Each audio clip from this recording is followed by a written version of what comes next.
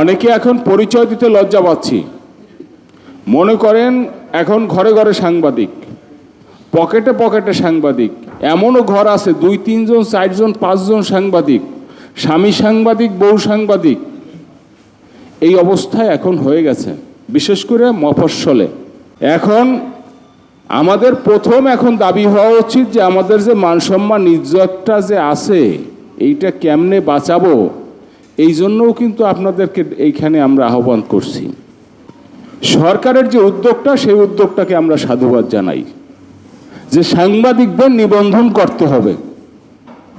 এখানে কোনো অন্য কোনো মত আমরা আশ্রয় দেব না। অনেকে ভাবতে পারেন যে এই নিবন্ধন তালিকা থেকে আমি কি বাদ পড়ে যাই নাকি। সুযোগ নেই ভাই, বাদ পড়ার সুযোগ নেই। এই কারণে সরকারের যে সংস্থা বা যে দপ্তর নিবন্ধন করবে, অবশ্যই সেই দপ্তরে আমাদের প্রতিনিধি থাকবে, জাতীয় প্রেস ক্লাবের প্রতিনিধি থাকবে, ইউনিয়নের প্রতিনিধি থাকবে, বড় বড় বিট ভিত্তিক যে সংগঠনগুলো আছে সেই সংগঠনের প্রতিনিধি থাকবে।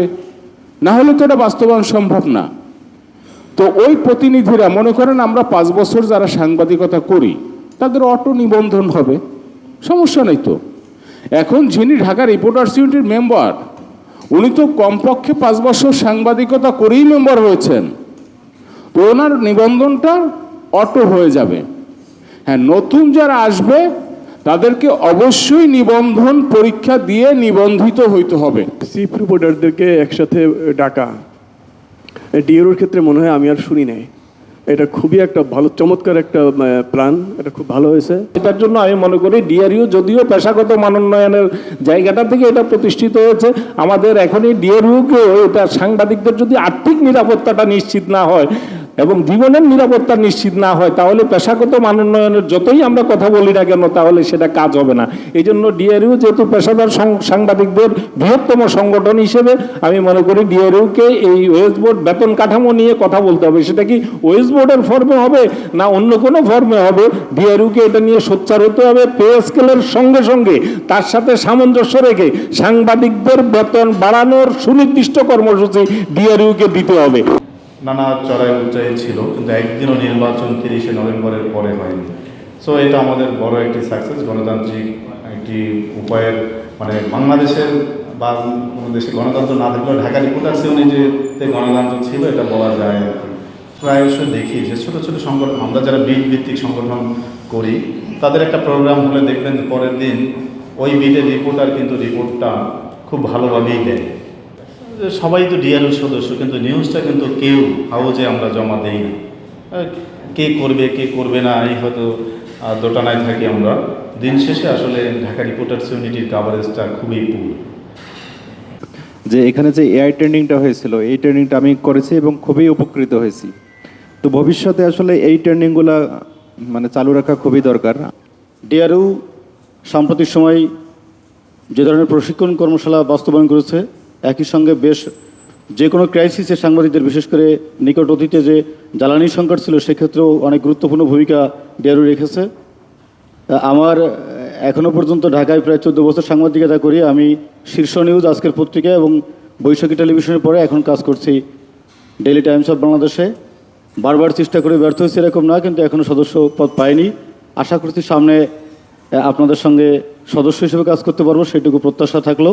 প্রশিক্ষণের ব্যাপারে একটা প্রশংসনীয় প্রশিক্ষণ আমরা ইতিমধ্যে ঢাকা রিপোর্টার্স ইউনিটি দিয়েছে এআই নিয়ে, এবং এটার ব্যাপারে সবাই খুব পজিটিভ ইমপ্যাক্ট পড়েছে এবং এর জন্য অসংখ্য ধন্যবাদ জানিয়েছে ইতিমধ্যে।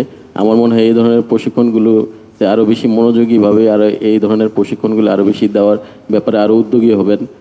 এখানে আমরা যেটা করতে চাই, আমাদের উন্নয়ন তো হবেই, পাশাপাশি আমাদের সন্তানদের জন্য অঙ্কের ভীতি এবং ইংরেজির ভীতি আমরা কাটাতে চাই। আমি যেহেতু প্রশিক্ষণ সম্পাদক, সে কারণে এই বিষয়টা নিয়ে আমি একটু বেশি চিন্তা করছি অনেকের চেয়ে। সবাই আমাকে সহযোগিতা করছে। তো অ্যাবাকাস আমরা করব হচ্ছে অঙ্কের ভয় আমাদের বাচ্চাদের যেন কেটে যায়, এই জন্য আমরা অ্যাবাকাস চালু করব এখানে, এবং বাংলা, ইংরেজি এবং চায়না ভাষাটা আমরা এখানে শেখাবো বাচ্চাদেরকে। এখনকার রিপোর্টার্স ইউনিটি দেখলে মনে হয় যে সাংবাদিকদের সক্ষমতা অনেক বেড়ে গেছে, এত সাংগঠনিকভাবে এত আগায় গেছে সবাই, যে মানে একটা দেখলেও ভাল লাগে যে আমি সাংবাদিক। এখন পরিচয় দিতেও একটু লাগে আর কি। আমাদের এক্সিকিউটিভ বডির মেয়াদ 2 বছর আসলেই করা উচিত। হ্যাঁ, এটা হলে ভালো হবে, আপনাদের প্ল্যান করতে ভালো হবে। এই আর কি। আর ডিআরইউর অবশ্যই আত্মনির্ভরশীল হতে হবে। আমি চাই যে দীর্ঘদিন থেকে এটা বলতে চাইলাম যে গভর্নমেন্ট থেকে ডিরেক্ট কোনো বাৎসরিক কোনো বাজেট এটা রাখা যায় কিনা ডিআরইউর জন্য, ফিক্সড একবারে, যে আমাদের যা খরচ হয় একটা আয় ব্যয় হিসেব করে তাদেরকে বলা, ফিনান্স মিনিস্ট্রিতে প্রয়োজনে দেওয়া, এটা করা যায় কিনা আমি বলবো। তার আগে একটা প্রস্তাব আসছে এখানে, আমি আমার অভিমতটা ব্যক্ত করতেছি যে আপনারা বলছেন যে সরকারের পক্ষ থেকে ডিআরইউর জন্য কোনো অনুদান নেওয়া বা এই জায়গায় আমার একটা অবস্থান হলো, সাংবাদিকতা হলো সবসময় এস্টাবলিশমেন্টের সঙ্গে যুদ্ধ করা। তো আপনি যার সঙ্গে যুদ্ধ করবেন তার কাছ থেকে অনুদান নিয়ে আপনি এই পেশায় কীভাবে মাথা উঁচু করে থাকবেন? আর নতুন সাংবাদিক যারা আসলো, নতুন মেম্বার যারা আসলো, তাদের সাথে সিনিয়র যারা ভালো তাদের সাথে আমাদের ট্রেনার বাইরে থেকে আনা লাগবে না। আমাদের ডিআরইউতে অনেক পুরস্কারপ্রাপ্ত সাংবাদিক আছে, অনেক ভালো সাংবাদিক আছে। হ্যাঁ, তো তারা একটা ট্রেনিং সেশন করতে পারে। যে ডেন্টাল ক্যাম্প হয় কিংবা ডায়াবেটিক চেক আপ, এগুলো খুবই কাজের এবং অনেকেই দেখছি যে তাদের মা বাবাকে নিয়ে আসে, ফ্যামিলি। এইটা আপনারা চালু রাখবেন, কারণ এটা অনেকের জন্য সহজ হয় না, বাট এটা খুবই ভালো একটা উদ্যোগ। কারণ এখানে যাদেরকে ডাকছেন, যারা চিফ রিপোর্টার বা রিপোর্টারও যারা থাকেন, আমার মনে হয় ম্যাক্সিমামই আমরা ডিআরইউর সদস্য। আমাদের সবারই আসলে আন্তরিকতার ঘাটতি আছে যে ডিআরইউর একটা নিউজ ছাপানোর ক্ষেত্রে বা পাওয়ার ক্ষেত্রে এই জায়গাটাতে আমরা চাইলেই এই এফোর্টটা দিতে পারি, তাহলে এই সংকটটা এটা কোনো বড় ইস্যু না। আমরা চাইলে এটা সবচেয়ে বেশি কাভারেজ যে কোনো প্রোগ্রামের আমরা ডিআরইউ প্রোগ্রামে দিতে পারি। এই আন্তরিকতাটা আমাদের ঘাটতি আছে। আমরা বিশ্বাস করি আজকে ঢাকা রিপোর্টার্স ইউনিটির কার্যনির্বাহী সদস্য যে উদ্যোগ নিয়েছেন, আমার মনে হয় এটা আজকে থেকেই এটা আরও অনেক বেশি ভালো কাভারেজ ডিআরইউ প্রোগ্রামগুলো পাবে। আগামী দিনে ভর্তুকি কমিয়ে আমরা আমাদের স্বাবলম্বী হব, আমাদের সক্ষমতা বাড়াবো। এই ক্ষেত্রে আমরা যার অবস্থান থেকে ডিআরইউকে শক্তিশালী করতে ভূমিকা রাখবো। প্রশিক্ষণ হচ্ছে, এই বছর ভালো প্রশিক্ষণ হয়েছে। আমি একটা প্রশিক্ষণ অংশ নিয়েছিলাম, এই প্রশিক্ষণটাতে কন্টিনিউ হয়, এটা আমার পরামর্শ আর কি। আপনারা যে আমাদের মৃত বা মরহুম সদস্য যারা আছেন তাদের পরিবার বা সন্তানদের আপনারা যে শিক্ষাবৃত্তিটা দিচ্ছেন, সেই শিক্ষাবৃত্তিটা আপনারা অক্টোবর, নভেম্বর বা ওই সময়ে আপনারা দেন। সেটা কিন্তু শিক্ষাবর্ষ শেষ হয়ে যাচ্ছে। এটা কি একটু আগে আনা যায় কিনা, মে জুন বা এর মধ্যে দেওয়া যায় কিনা, তাহলে পরিবারের এই টাকাটা একটু কাজে লাগে আর কি। আমাদের কাভারেজটা দেওয়া আমাদের দায়িত্ব। আমিও এটা মনে করি।